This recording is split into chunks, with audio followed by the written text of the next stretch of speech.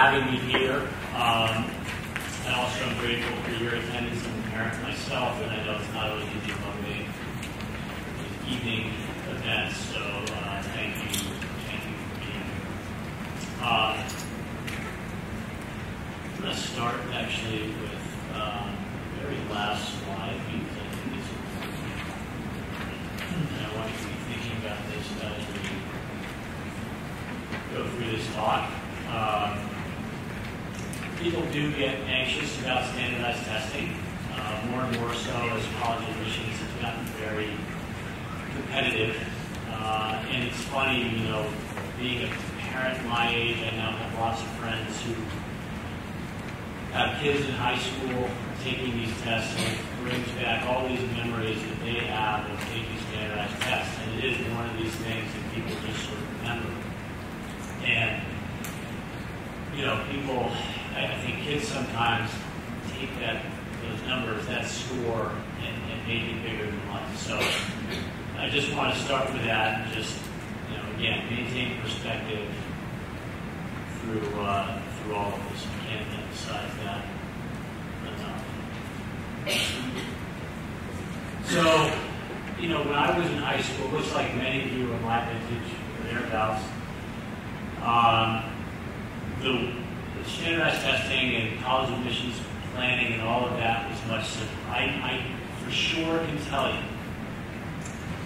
my parents never attended a college admissions testing session at high school, much less when I was a sophomore or a freshman. And it's kind of crazy to think about that. And there really was no need to have what I refer to as a testing plan, right? I mean, our plan consisted of, don't forget your number 2 pencils for this coming Saturday when you take your test, right?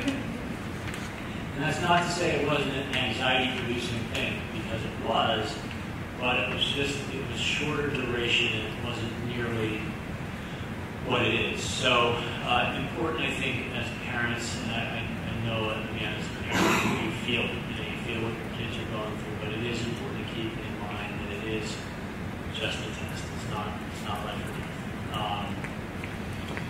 So what am I going to do tonight? I want to, so let me just show of hands to give you some sort of context. How many parents of juniors? Couple. Parents of sophomores? Most parents of freshmen. That's helpful. So what I'm going to do, for those of you with kids in class of 2017, you as parents and your kids have the good fortune of being the first class to be exposed to the new SAT. And so, given that most of you are parents of that class, I am going to give an overview of this test. I'm not going to get too nitty-gritty because I think you'll fall asleep on me, but I will give you a good overview of the test, and I think it will give you a sense for what it's about. Then what I want to do is look at the new SAT as it compares to the ACT. Now, has everyone has heard of the ACT? Show of hands. Okay.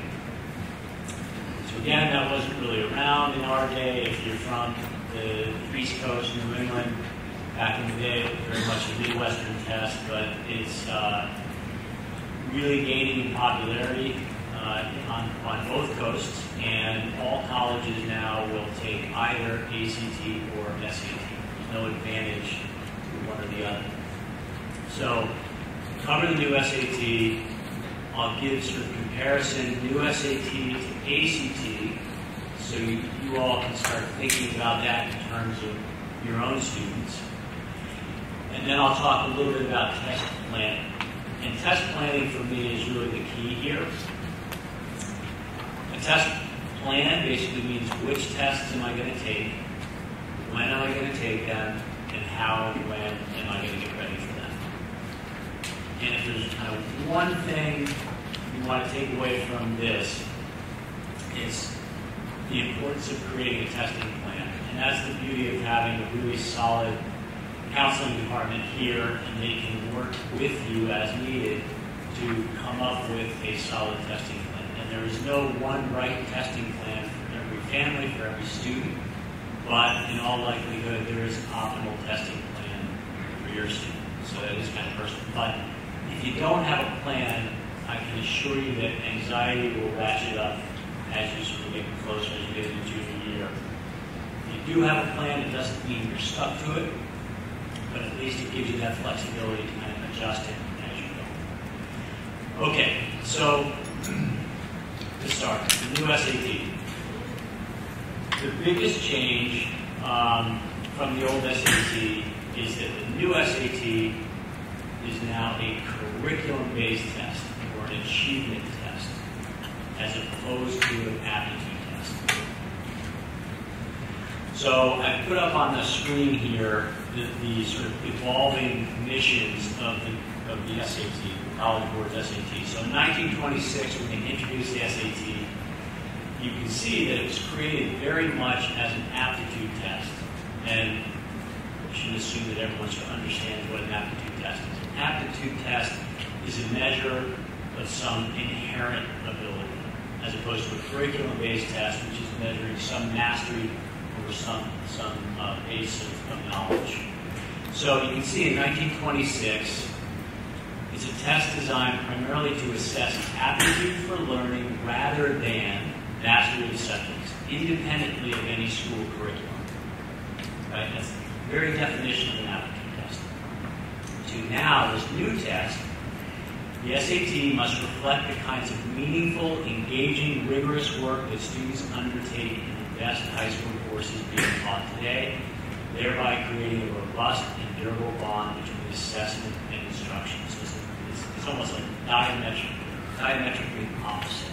So at the 6,000-foot level, that's the change. Structure and scoring. So again, when we all took it, you got a verbal score, you got a math score, 1,600. Over time, that changed. This is the third change I've been through in my 30 years of doing this. The last change created a third section called a writing section, which was a grammar section. So the current SAT has critical reading, it has math, it has writing. And those three sections are scored on that 800 scale. So the current SAT, the max score is 2,400. The new SAT is going old school, back to the 1,600 scale. Okay?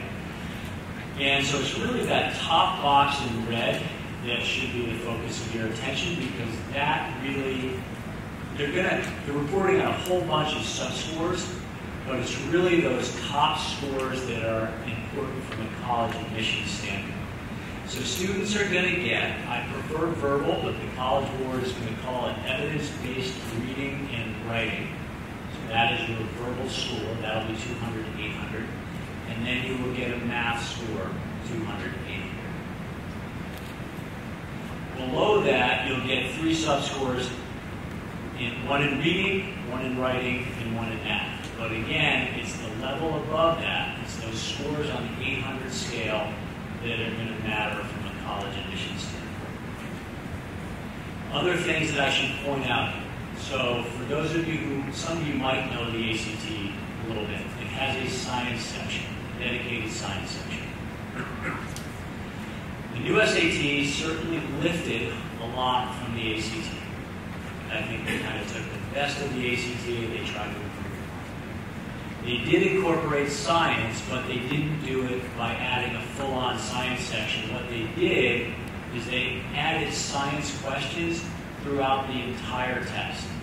So in the reading comprehension section, there will occasionally be science questions. In the writing, there will be science questions. In the math, there will be science questions.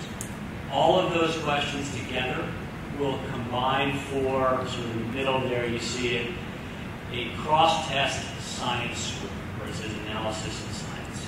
We point that out not because of that score, but because this test will have science questions interspersed throughout. Similarly, there will be history and social studies questions interspersed first round. Then we'll give you a bunch of other sub-scores which aren't so. There's an optional essay. That essay will be at the end of the test. I'll talk a little bit about that later. When we all took the test, there were 5 answer choices per question. There are now 4 answer choices per question, which is stolen from the ACT. To me, as a sort of SAT nerd, I think that's funny because in 1926 they set up 5 answer choices. It's been that way for 90 years. And if you ask them why are they getting rid of the 5th answer choice, they said, well, we determined that it doesn't add any value. So it took them 90 years to figure that out. A nice change for students is what they call rights-only scoring. So the current SAT, you get fractional point deduction when you get a question wrong. Right? So students are always anxious about, should I guess? I've eliminated this one. Should I guess? I'm not a lucky kid, whatever. You get anxious. Rights-only scoring, no penalty. So it's to your detriment if you don't answer, right? There's no penalty. So take your shot. You've got a 1 in 4 chance, or if you've eliminated something, you've got a better chance than that. Finally, and this is kind of a subtle point, but the old SAT score will not equal the new SAT score exactly. All right? They'll be close, but there will be ultimately what's called a concordance table, which will say, okay, you got 540 on the new math SAT score. Well, colleges, think about if you're cutting college admissions, you don't really know what that means. So the College Board will create what's called a concordance table. And they'll say, okay, that 540 equates to a 520 on the open scale, or something like that. That concordance table won't come out, so March of 2016, right? So basically a year from now, a little less, is the first administration of the new SAT. That concordance table will come back when scores come back from that test, and scores will be delayed quite a bit because they need to do their statistical work. So it'll be about 8 weeks from that March SAT before you get your scores and before you see a concordance table. Okay. And you have a folder, you have a copy of this PowerPoint. If you have questions, it's too big of a crowd to take questions as we go. Just jot them down and we'll leave time at the end. So now I'm going to move pretty quickly through the sections. And it's really, think about, I'm trying to illustrate really the themes of the new SAT, the primary themes of the new SAT, not the nitty-gritty stuff. So the evidence-based writing and language, that's one half of that verbal section, right? It's evidence-based reading and writing is the whole thing. This is half of that. Essentially, this is editing and revising a passage through multiple choice. Okay, so what they're going to do, picture a long passage, 650, 700 words, and they'll have parts of it underlined, and then multiple choice questions asking you to revise it. Okay, so I'm going to give you a couple of examples. So that is part of that longer passage, that paragraph, right? And they underline that part, current road as it is designed at this time. And then there's a multiple choice question that goes with that, and your job is to determine, is it best as it is, or can it be improved? Okay? And so that's when I say editing and revising. It's kind of grammar, it's testing grammar, it's testing rhetorical analysis, among other things. The simplest way to think about it is it's kind of a grammar and revision test. But it's very much what kids do in school, right? They have a paper, and it's a real skill to be able to revise a paper and improve upon it. So in this case, current road as it is designed at this time, well, current and at this time is redundant, right? So there's a better way to do it. I'm not going to do this. Here's a second example, and I do this because this is sort of the first primary theme I want to illustrate in the new SAT. So this, again, is that writing test. And that paragraph is part of a longer passage, but where I want you to go is the bar graph. So this is what the College Board calls a data graph. And And being able to read and interpret data graphics, meaning graphs, charts, and tables, is super important. And these data graphics will be, again, spread throughout the test, in the writing, in the reading, and in the math. Okay? So those are called data graphics. The reading test. This is a bear. So again, when we took the test, you might remember, at least when I took it, there were antonyms, there were analogies, there were sentence completions. All of those are vocabulary-based test items. All gone. Now it's just pure, unadulterated reading comprehension for 65 minutes. So you have 4 single passages, long passages, and then 1 paired passage. Just straight on reading comprehension. They've gotten rid of testing esoteric vocabulary. The word esoteric, for instance, would not be on the test. They are still going to test vocabulary, and I'll show you that in a second. But this is a tough section. Yeah, it's a lot, 65 minutes pure reading. There will be one of the passages for what they call the Great Global Conversation. So, for instance, they might have, Winston Churchill's speech, which you answer questions on, or some nomination speech, or something along those lines. All right, my second sort of primary theme of the new SAT. So picture your 700-word reading passage. You've read that. Now you've got questions. The question on the left is typical of a question you would see on the current SAT. No big deal. The question on the right is the new item. Which choice provides the best evidence for the answer to the previous question? So it's not just enough to answer that question on the left and say, okay, that's the answer. You have to say which lines point to that answer. So that is citing evidence. Another important theme and primary theme on the new SAT, citing evidence. And citing evidence, again, important throughout the entire test. This example just happens to illustrate it really well. So I talked about vocabulary. They've eliminated all the difficult vocabulary, but they're still testing what are called Tier 2 words. Tier 2 is a Common Core term. Tier 2 is moderately difficult vocabulary, typically with multiple meanings. So your job as a student is to discern how that word is being used through context. So again, this will be, that paragraph is part of a longer reading passage. Each reading passage will have 2 questions like this.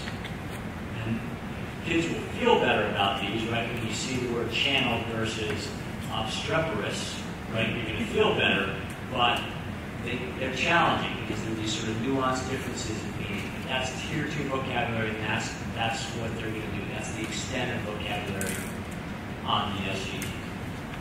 So we've done the writing test, we've done the reading test. Those 2 together form the evidence-based reading and writing. That will give you get a 200 to 800 score on that section, which I refer to as verbal. Now we have the math test. The math test has changed. I mean, the whole test has changed dramatically. The last 2 times, this was 1994, 2005, the test changed. But the changes were really cosmetic, and you could actually use old tests to prepare for the new test. Absolutely not the case. This is a significant, major overhaul. And the math test really got a big facelift here. At the highest level, there are 2 sections. One section is a calculator section. The other is a no calculator section. So this will be a shock to a lot of kids who are used to doing, 10 times 8 on the calculator. In terms of what's being covered, so current SAT is a broad, wide range of topics tested at a very shallow level. Now it's going to be a narrow range of topics tested at a very deep level. One example of this is emphasis on algebra. So 35% of the test will be on algebra, less than 10% will be on geometry. Currently, geometry is a third of the test. So real de-emphasis on geometry. There's some higher level math, not calculus, basic trig, more real, it's a bit of a tongue twister, more real world problems and more word problems. So real world context and word problems. So if we think about it, we talked about the writing test. Long passages. You read those and then you revise them. The reading test. 65 minutes. Reading, reading, reading. And now you have a math test that is much more reading heavy. So reading, while I don't call it a primary theme, is of primary importance on this test. So being a strong reader, that doesn't mean just reading fast, but being able to read critically, analytically, inferentially, is super important on this test. And you need to understand concepts again at a deep level. It's not just, okay, here's the formula for slope. I know that formula, I can memorize that formula, I'm all set. No, you have to understand what slope actually means in the real world. So it would be fluency they're testing, which is just, okay, do I know the formula? Application and conception. Like those three things are being tested.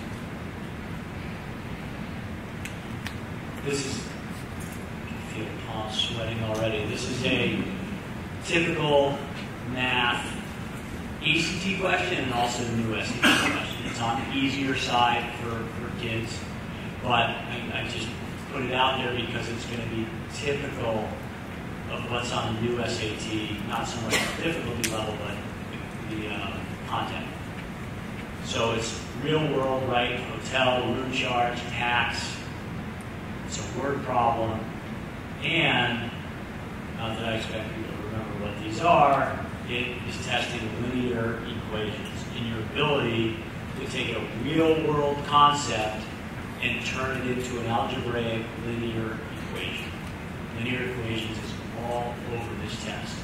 And understanding that deeply is super, super important. And you can see it's not a matter of figuring out the answer. You have to represent the situation algebraically. Okay, so I've now covered parts of the test that actually count toward your score, toward that 1600 score. The essay test is the last thing you're going to do, not you, thankfully, students. And it's optional, which is a change. So the current SAT has an essay. It's part of the writing section, and it's not optional. ACT essay is optional. So again, another thing they sort of lifted from the ACT. The essay is 50 minutes, and not surprisingly, there's more reading. So what they're going to do, the prompt that they give you is common. Every single test will have the same prompt. And then where that red text is, it says high quality source text here.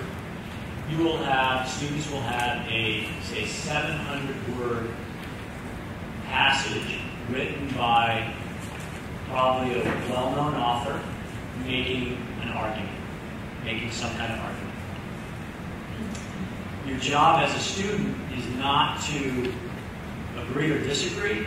Your job as a student is to analyze how that author is crafting that argument. So that's called rhetorical analysis. Basically analyzing that writing and that argument. How is that student making that argument? And that's what you're writing. So it's a different kind of writing.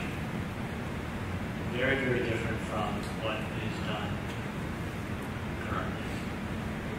So, at the end there, your essay should not explain whether you agree with the claims, but rather explain how the author builds an argument to persuade his audience. So, generally speaking, you're going to spend the first half of that 25 minutes reading the essay or the source text, and then the next 25 minutes writing your piece. And that's really the entirety of the text at a pretty high level. So primary themes, most of these I've mentioned. Emphasis on citing evidence, right, permeates the entire test. Informational data graphics throughout the entire test, right, graphs, charts, tables. Reading from a wide range of texts, including from the great global conversation. Tier 2 vocabulary, a math focus that's narrower and deeper, an essay that requires you to explain and analyze how an author crafts an argument, and then science, history, and social studies tested throughout. Those are the primary themes of the new SAT. So, when this first came out, so they announced this like 2 years ago, and trust me, the College Board is scrambling like nobody's business to get this new SAT ready to go for March 2016. A lot of people said, oh, they're just going to completely copy the ACT, because they were losing a lot of market share in the ACT. They needed to change what they were doing. And so everyone said it's going to be just like the ACT. Is it, or is it not? It is in some ways, but there's still some significant differences. So the commonalities are, I mentioned 4 answer choices, which again, a good thing for students, right? Fewer choices. Rights-only scoring, right? No penalty for long answers. These are common traits between the 2 tests. The writing test very similar to the ACT English test. Now don't get confused. The writing test is not the essay. The writing test is that editing and revision piece, and that's very similar to the ACT English test, which is just like that. Both are definitively tests of achievement rather than aptitude. Right? Both tests are more aligned to school curriculum. Kids will take these tests, and both tests will feel more familiar, right? Whereas the current SAT is like, whoa, what are they doing? You know, that's the sort of nature of an aptitude test. Both tests incorporate science. I think that's mostly where the similarities end. So now we're going to look at some of the differences. New SAT questions.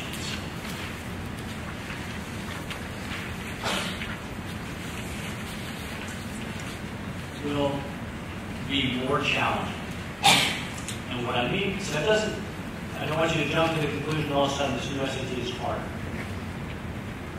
Just stay with me. So pull an SAT question out, pull an ACT question out, same topic.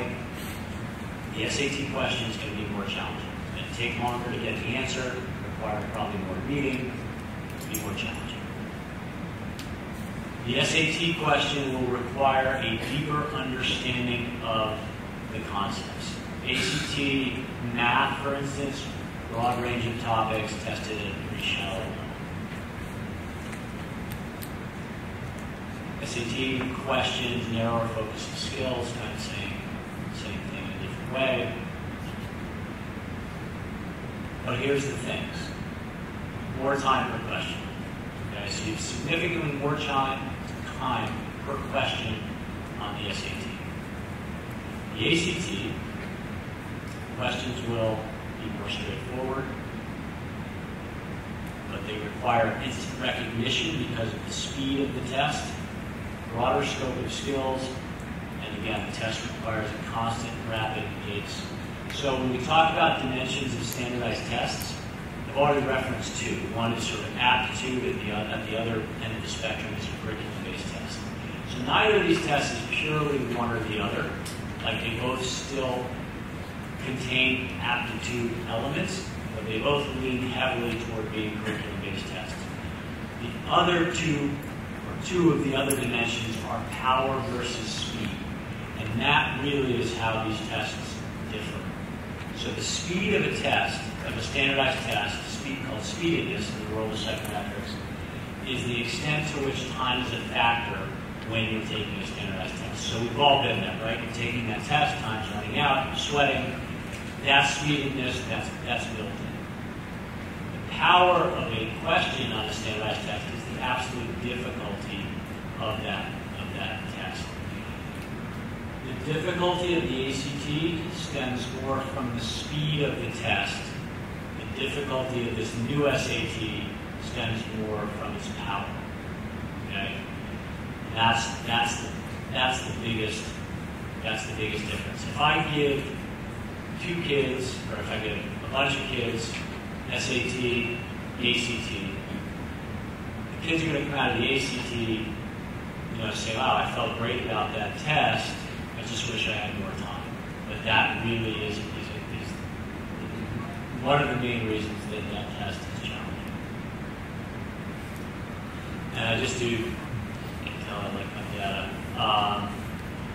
But you can see the time difference per question for the ACT versus the new SAT questions, right? So roughly speaking, it's anywhere from 30 to 40% more time on the new SAT questions. But you'll need that time. Definitely need that time. Okay, we're on to, so I've given you, here's sort of overview of the new SAT. I've given you kind of high-level big differences between new SAT and the ACT. Now it's time to start thinking about a testing plan. And again, I think my goal here is just to get you thinking about it, and then you can work with your guidance department here to craft a testing plan that's best for you. Which test should I take? When should I take them? How and when should I prepare for them? When we talk about these tests, mainly SAT and ACT, but also subject tests, AP tests, the SAT, in terms of college admissions tests. So guiding principles, which we as a test prep company, because we do a lot of this sort of test planning, we believe in creating sensible plans, not crazy plans. Create a plan to keep everyone sane. A couple of things. Students score their best at the end of junior year and fall of senior year. So some of you might have heard this whole mantra, test early and often, right? I don't believe that's a good thing.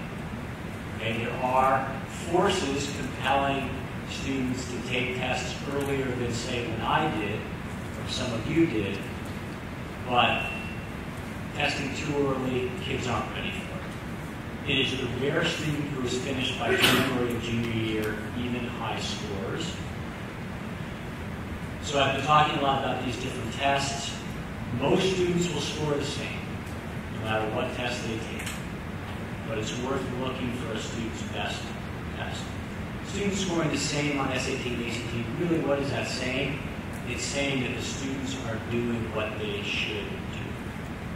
Current SAT versus ACT, if I give 10 kids both of those tests, 7 or 8 of them will score the same. 2 or 3 will have a distinct advantage one way or the other. I'm assuming it'll be roughly that way with ACT and new SAT, if not even 8 or 9 students scoring the same. Prepping for one test helps prepare for the other. I think that's especially true now that these are both curriculum-based tests. A good testing plan prioritizes schoolwork over test prep. Testing early and often is generally not sensible. So just some guiding principles. You can crumple those up and throw them away if you want, but those are sort of, when we're working with families to create testing plans, that's what those are our underlying guiding principles. Testing. So,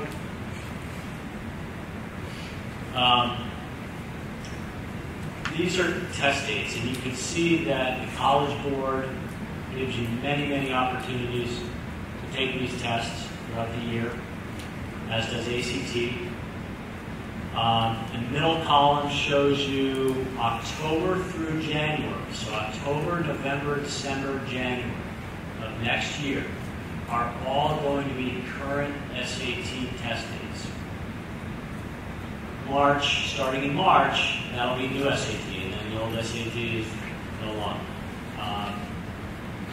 So the reason I put this up there is mainly to show you that in theory, if you are a class of 2017 student, you have the ability, if you want to go nuts, to take the old SAT, the new SAT, and the ACT. I do not recommend that. In fact, I got some email from a parent the other day. She said, well, as if things aren't stressed enough, we're being hit by the new SAT. And I said, you know, in fact, that can really simplify things because, and you'll see in a minute, I think most have a pros and cons thing, and most of the pros are in favor of ACT.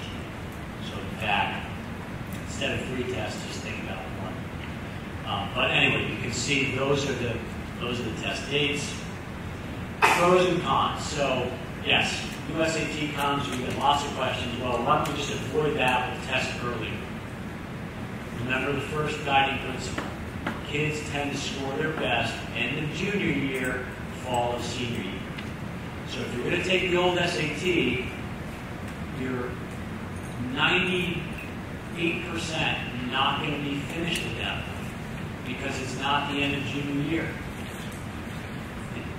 It just won't. I've just seen it too many times. Even kids who score in the 700s, they're like, I can do better. You know, Harvard wants better. So that's the problem. The pros are it's familiar, and there are a lot of real practice tests. And when I say familiar, that's familiar to us, familiar to students, familiar to you. It's comfortable. But the timing is off. The timing is off. That's the problem with that. So if you're going to do it, then you're going to have to shift gears anyway. And the tests are so different that it's not like you've picked up a lot from that initial current SAT prep or study, whatever you did. The new SAT, on the other hand, the timing is right, mostly. Right? The timing is good. It starts in March. The big problem is that it's unfamiliar. Right? Unfamiliar to students, to you, to us. Us being the entire sort of test prep community, whether that's books on the shelf, whether that's software, whether that's classroom pro, whatever. It's mostly unfamiliar. You're going to have delayed scores and concordance. So remember what I said, that March test score, SAT scores, for those of you who've been through it, you know scores typically come back in 2.5 weeks. It's going to be 8 weeks from that March test date to get the scores. So that can affect your test planning. Limited number of prototype practice tests. So sometime this month, they're going to release 4 practice tests. We've had glimpses to 2 of them. But taking practice tests from a standardized test prep standpoint, again, whatever you're doing for your prep, taking practice tests is hugely important. It's like scrimmaging in sports, dress rehearsal and play, practicing a presentation. The more you can do it under real conditions, the better. And that is going to be severely hindered on the new SAT. So the ACT, you guys are probably drawing this conclusion, it's familiar. There are 15 plus official released practice tests. We know what the scores mean. The timing is right. If there's a con, and I put this more in there for balance than anything else, because I do believe most testing plans should favor the ACT for class of 2017. The con is that it is a fast test. So a couple of specific examples. If you're a student that gets accommodations and you don't get it on the ACT, but you get it on the SAT, in my mind it's a no-brainer. You go with the test you've got the accommodations on, especially given that the ACT is a speed test. without extended time for someone who needs that accommodation, it's just super challenging. I mean, it's super challenging from a speed standpoint anyway. And there are some students where it's just not the right test, whether usually because of the speed or because there's that science section. But in general, testing plans, in the spirit of multiple choice, testing plans really should favor, for class of 2017, the ACT test. Now, keep in mind, I use the word favor. Don't say, we're not telling everybody. There's no one right testing. Another thing I just want to point out on the testing sequence side of things, go to the far right column in this chart. And this chart just, so it doesn't necessarily apply to BC High's schedule. Every school does things a little bit differently. But the main thing I want to point out is that right column. So there are some instances where I think testing in the fall or early winter for juniors is appropriate. And basically they're listed at the top there. So high-scoring kids, meaning say 95 percentile or better, 700s or better, because those kids are ready to take the test then. So it's appropriate for them if they want to. And if you're fortunate enough to be in that situation, you have the potential to knock the testing out before you get to the craziness of junior spring. Recruited some Division I recruited athletes.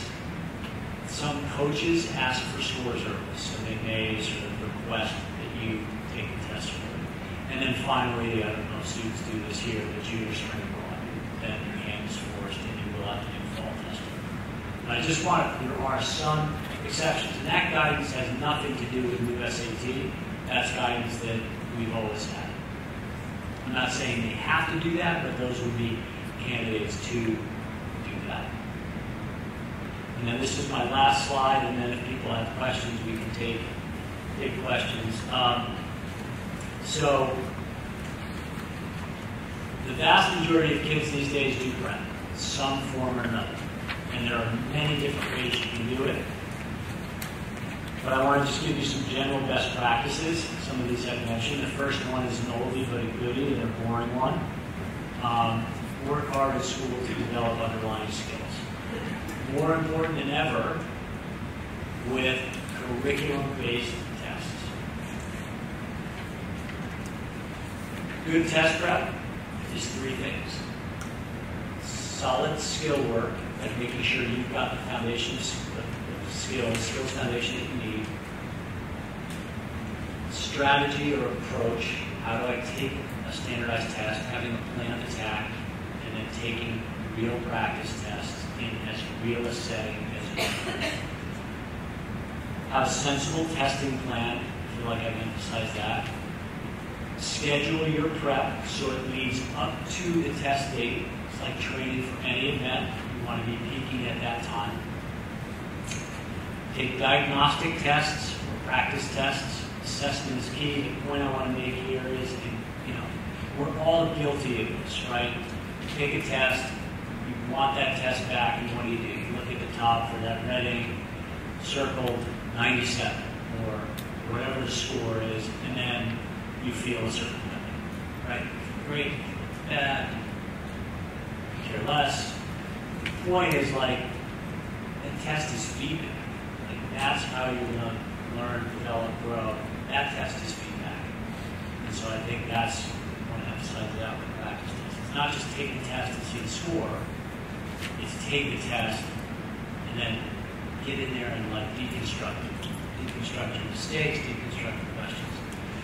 Learn testing strategies, bolster skills. Don't prep for both. If you're going to take both, don't prep for both the SAT and ACT at the same time. They're different enough where that gets confusing. Preparing for one test doesn't fully prepare you for the other, but it will give you a great head start. More true now with the new SAT. And then the last thing there, which I opened with, is maintain perspective.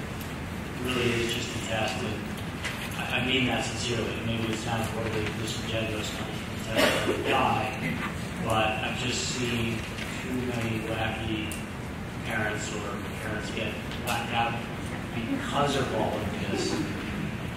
And, I just hate to see that sort of trickle down to kids and have them, we don't put our heads in the sand, right? The reality is this test is important from a college admission standpoint, no doubt. Unless you're going to apply to a test optional school, there are plenty of those. Even at those schools, over 50% of applicants at schools. But so it's an important test, but you do your best on it. Just like anything else, move forward. It should not define anybody in any way. In that testing guide that we have, the thick book, early on, we have a list of people and the colleges they attend.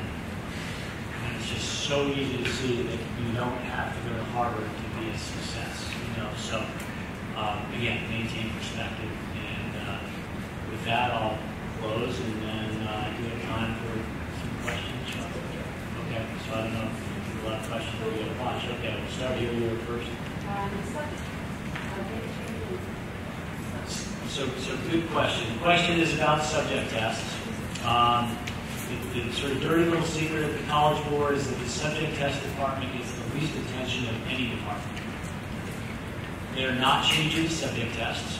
And on the college side, we've asked a number of admissions people, are your subject test requirements going to change?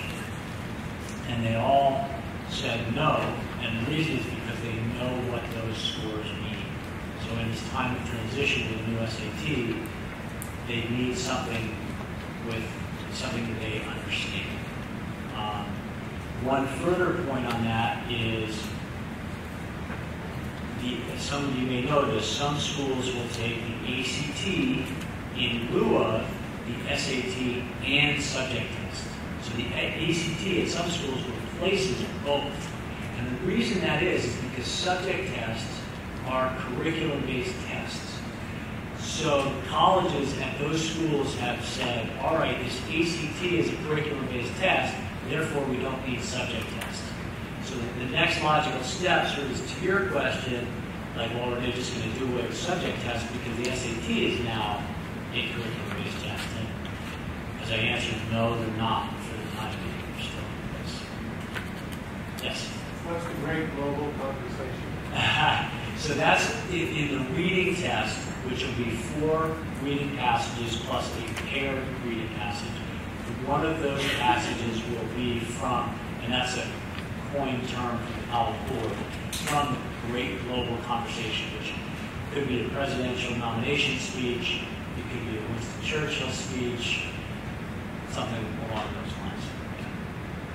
Yes? Optional essay. What's our strategy to tell ourselves? Oftentimes they'll be like, well, I don't have to do it. Right, so when you sign up, that's when you will determine, are you going to do the essay or not do the essay? We're going to tell all our students to do the essay. Basically, again, we've talked to a lot of admissions people. Colleges that require the writing with, remember I said the ACT has an optional essay as well. Colleges that require that essay for the ACT are also going to require it for the SAT. Not one, I hate to go both ways here, but not one college we talked to said, we're going to weight the essay. Like, I don't, but some of them are going to require it. And when I say weight, meaning they're not going to really consider it in the admissions process. And that's what I remember from 2005 when they introduced the current essay. There's still colleges, many colleges, that don't consider the current writing section of the SAT. They just look at the critical reading. So, unless you know for sure that you're only applying to schools that don't require that essay, you really should do the essay. But don't get too stressed about it.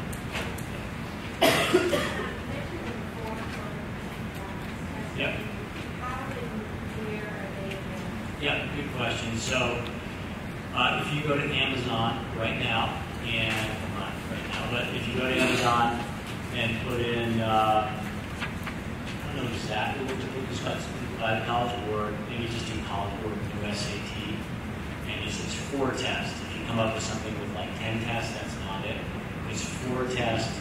It's not available, but I think it says June 30th. It'll be ready. So that's definite. And then Khan Academy, I don't know how many people are familiar with Khan Academy. Khan Academy, I believe, will have PDFs of the tests sooner than that.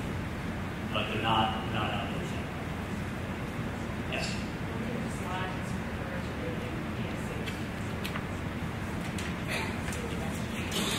Yeah. Yeah, so it's gonna mimic, it won't have the essay, but it will mimic the new SAT and be a shorter version. It's scored a little bit differently. It's on 160 to 760 scale. It's like a 200 to 800 scale. It's called like vertical scaling, and it gets a little bit messy, but yeah, that's October. Yes. You referenced in this chart about the junior year taking new SAT.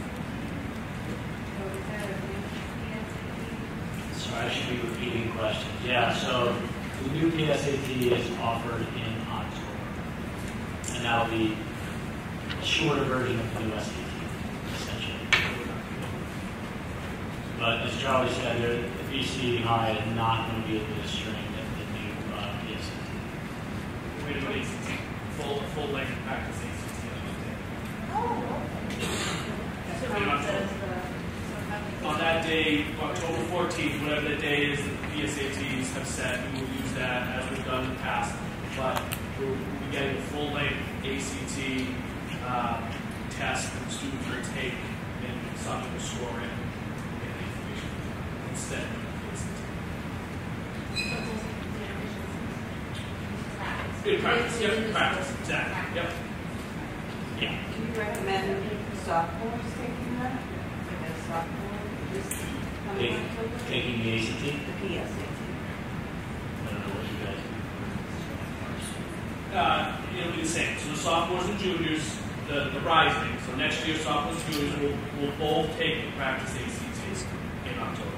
Oh, they're going to take them at school. Correct. That's what I'm saying.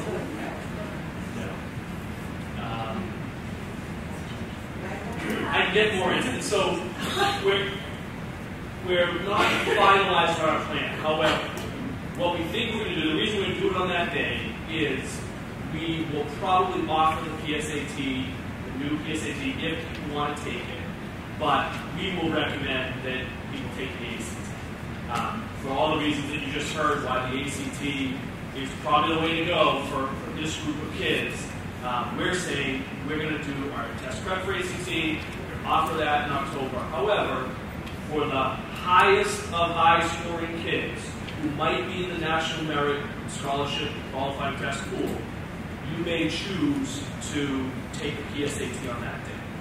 I would say that in looking at our students and the data, they need to be in the 96, 97, 98 percentile and above to have a shot at that. So on the entrance test. So the entrance test that all your sons took, most of them the HSPT, any student below 96, 97 is probably not in the NMSQT pool. So in my opinion, you'd be better off just do the ACT that we're offering.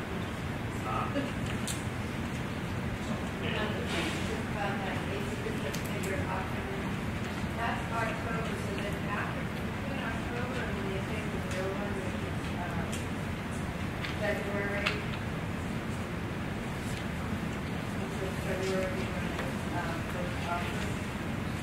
what there is no prep in between there and off of here, it's only fall. No, we fall spring.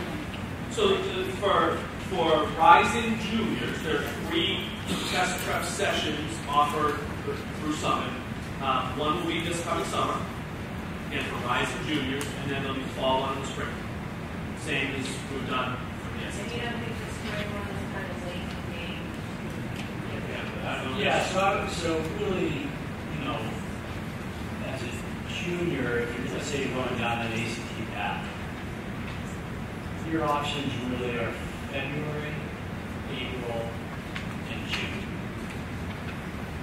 Again, generally speaking, kids score their best late in June. I'm not totally sure what your philosophy is. We often like to see kids take, if it's the ACT path, they're probably going to take the ACT twice. Pick two of those three tests. Right? So if you're February, April, June, maybe you'll take April and June.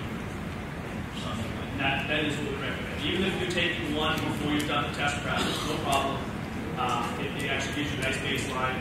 And then do the test prep if it's the spring one that makes the most sense for you, and then do the one following. So then, picking the summers, would be really far away from taking them. Well, no, the first one's in September. Yeah, I mean, if you wanted to, right, like rising seniors might be doing that. Yeah. Rising June, you could. Again, so I'll talk a little bit about summer prep. So summer prep, a lot of parents are like, oh, let's do summer that time. Let's compete with academics. That's great. Again, it goes a little bit against that one of those principles, which is if you do the prep, do it kind of up to the test.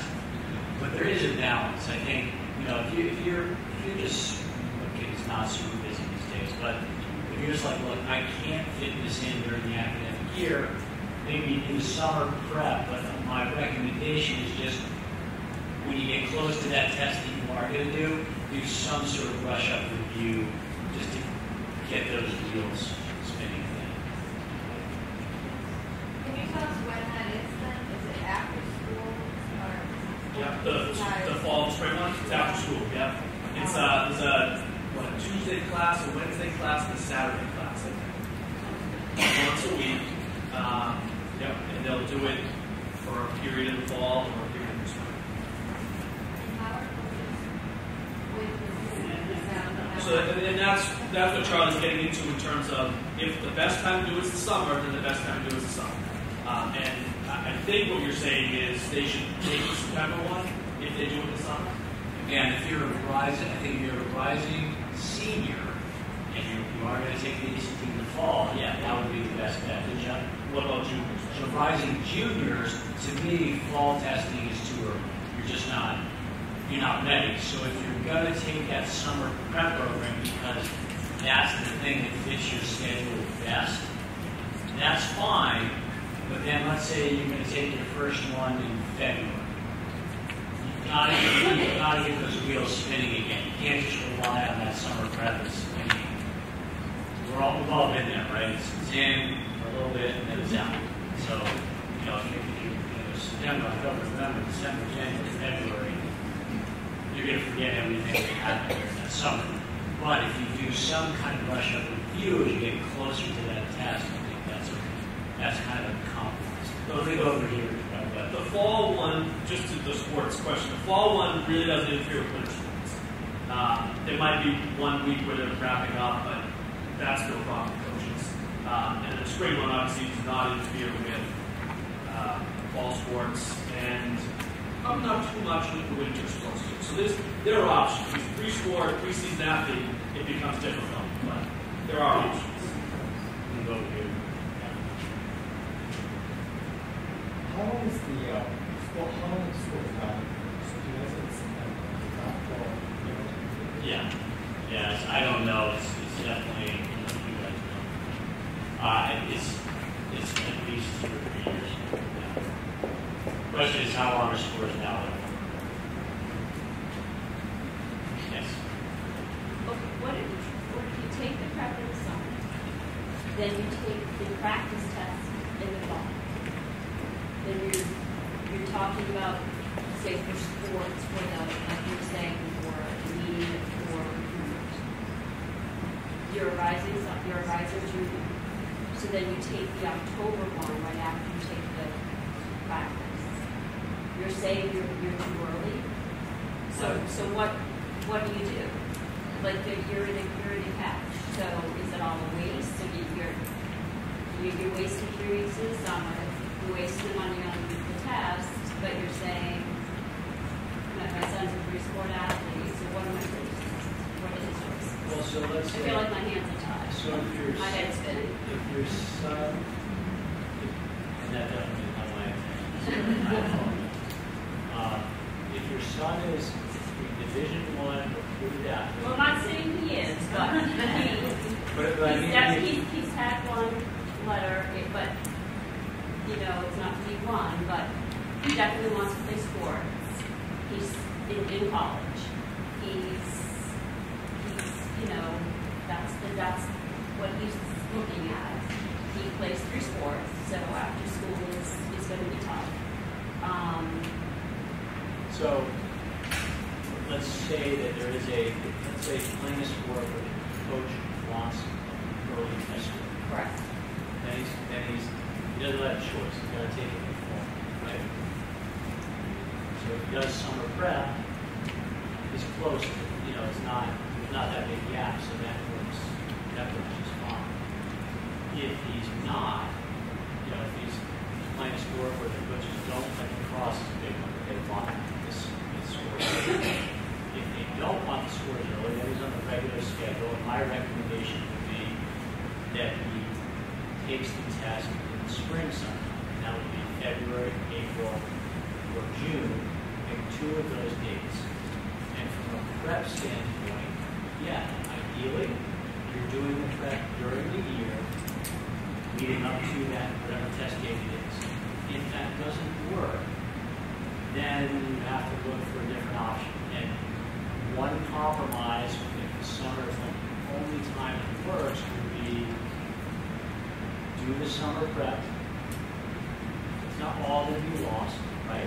Do the summer prep, and then some type of review as you get closer. Let's say he's going to take February. As you get closer to that February test, so he gets that stuff back. Can you take it twice? Yeah, so the recommendation for juniors would be to take it twice in junior. My general recommendation is pick 2 of the dates from February, April, and June. Okay, so now his math, he's finishing his sophomore, his math teacher told him to take the math subject test now, so he's taking it in a couple weeks. Too early.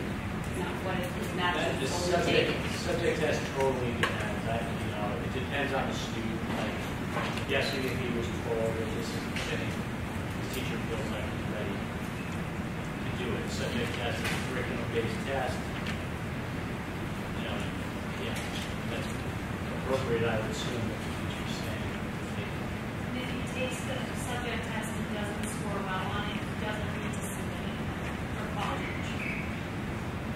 We hope he would score well, he would use that test, but if he doesn't, then he would be able to not submit that score, so no college would see it. So there's a policy called score choice, which is a testing agency policy, which, for the most part, schools will abide by. It allows you to choose which scores you're going to send to colleges. Right? So that applies to subject test scores. So subject tests, I think 3 or 4 by the time it's all said and done, and 2 of them are liking, just send.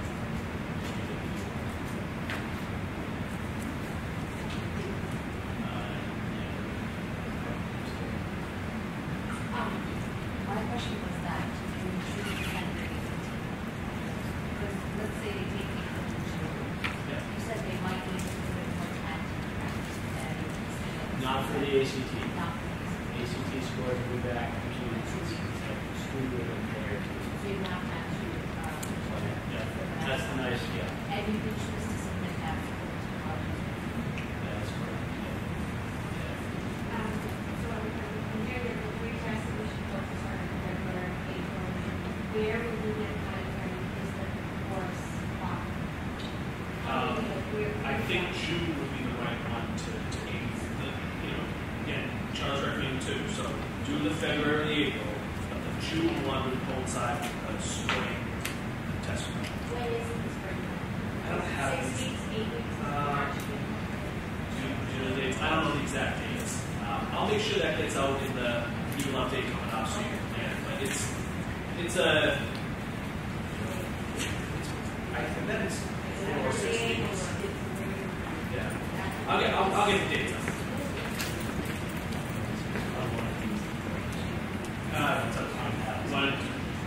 Three more questions. We'll go over here. This guy's done.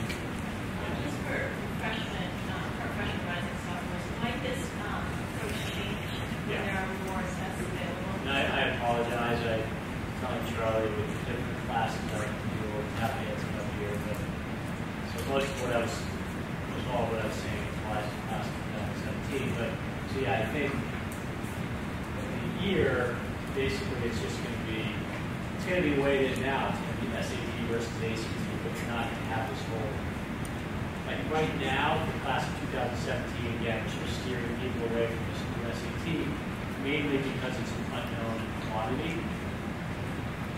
And it's not going to be an unknown quantity forever, right? And so... Yeah, the freshmen won't have a SAT score. No. Right, so in that case, there'll be plenty of practice tests out there. So, like Charlie said, they're visiting ACT, so I'm assuming they'll still do that. So there's that ACT score. And then I'm guessing your class might be back on taking the BSAT. So you have that score as well. All right, 2 more. Yes.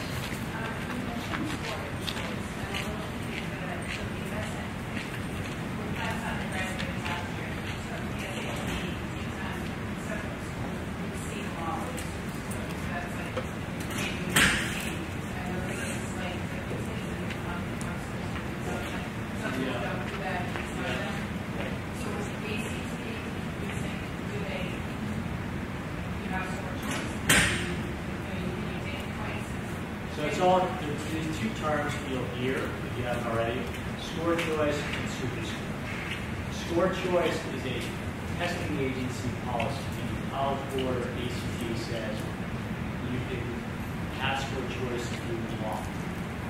Colleges don't have to abide by score choice. So my alma mater, Yale, is going to ask you for all scores. They don't abide by score choice. They say, you send me all your scores. Stanford, I think, does the same thing. There aren't many that do that, but some do. Super scoring is a college admissions office policy. And most college admissions offices super scoring. You kind of trust in that. What that means is if you submit 3 SAT scores, they're going to take your highest critical reading, your highest math, highest writing, this is current SAT, from those 3 tests. And that's in their best interest because that plays into their U.S. News World Report rankings, and it's in your best interest. So you can definitely trust in super scoring. So, I don't know if that answered your question, but yeah. Okay, one more question. Yes, you got it. So are they not prepare this class for SAT at all? Correct. Where in the past we've been doing SAT prep, we're going to shift that to ACT prep for the 2017s. And then we'll reevaluate and see what makes sense for the 2018s and beyond. But from everything you've heard and we've heard, it makes sense to do the ACT for this group and then go from there. I'm just going to say one last thing, and this is not, you want to stay away from selling.